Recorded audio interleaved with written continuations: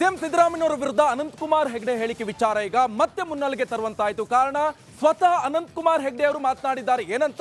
CM ಸಿದ್ದರಾಮಯ್ಯನವರಿಗೆ thanks ಅಂತ ಹೇಳ್ತಾ ಇದ್ದಾರೆ. ನನ್ನ ಮೇಲೆ ಕೇಸ್ ಹಾಕಿಬೇಕಾದ್ರೆ ಅಂತ ಅನಂತಕುಮಾರ್ ಹೆಗಡೆ ಹೇಳ್ತಾ ಇರುವಂತದ್ದು. ಈಗ ಮತ್ತೆ ಇದೇ ವಿಚಾರ ಮುನ್ನೆಲೆಗೆ ತಂದಿದ್ದಾರೆ ಸಂಸದ ಅನಂತಕುಮಾರ್ ಹೆಗಡೆ.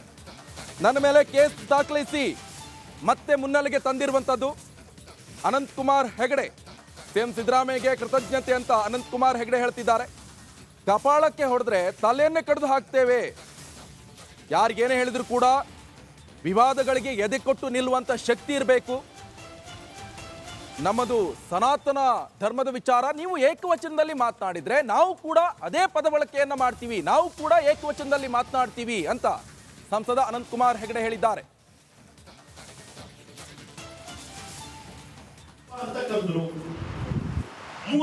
ಏನೆಲ್ಲ ಕರೆದಿಲ್ಲ ಮೋದಿ ಅವರ ಬಗ್ಗೆ,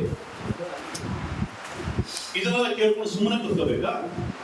ಅಡ್ಜಸ್ಟ್ ಮಾಡ್ಕೊಂಡು ನಾ ऐसा नहीं कहना जी पाप होता है.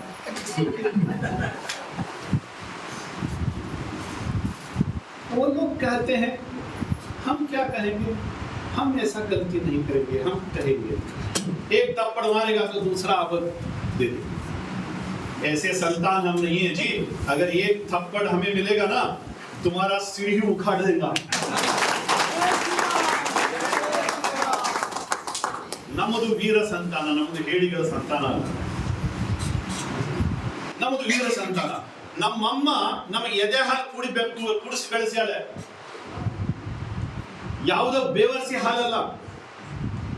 ಅದಕ್ಕೋಸ್ಕರ ನಮಗೆ ನಮ್ಮ ಭಾಷೆ, ಗಂಡು ಭಾಷೆ, ಅದು ಜನ್ಮತಃ ಬಂದಿದೆ ನಮಗೆ. ನೀವು ಏಕವಚನದಲ್ಲಿ ಮಾತಾಡಿದ್ರೆ ನಾವು ಏಕವಚನದಲ್ಲಿ ಮಾತಾಡ್ತೀವಿ. ಸಿದ್ದರಾಮಯ್ಯನವರೇ, ಮೊದಲು ಸಭ್ಯತೆಯನ್ನ ನೀವು ಕಲ್ತ್ಕೊಳ್ಳಿ. ಸಭ್ಯತೆಯನ್ನ, ಸಂಸ್ಕೃತಿಯನ್ನ ನೀವು ಕಲ್ತ್ಕೊಳ್ಳಿ. ದುರಹಂಕಾರದ ಪತ್ರಕರ್ತರಿಗೆ, ಅಲ್ಲಿರುವಂತಹ ಶಾಸಕರಿಗೆ ಯಾವ ರೀತಿ ಏಕವಚನದಲ್ಲಿ ಬೈತಾ ಇದ್ದ ಮನುಷ್ಯ.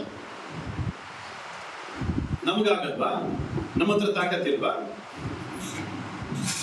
ಇವತ್ತು ನಾವೇನೋ ಹೇಳಿದ್ರೆ ಅಯ್ಯೋ ಪಾಪ ಪಾಪ ಪಾಪ ಅಂತಾರೆ. ನೀವು ಮಾಡಿದ ಸರಿ ಅಂತ ಕರೆದ್ರು. ಏನೆಲ್ಲ ಕರೆದಿಲ್ಲ ಮೋದಿ ಅವರ ಬಗ್ಗೆ, ಇದನ್ನೆಲ್ಲ ಕೇಳ್ಕೊಂಡು ಸುಮ್ಮನೆ ಕೂತ್ಕೋಬೇಕಾ?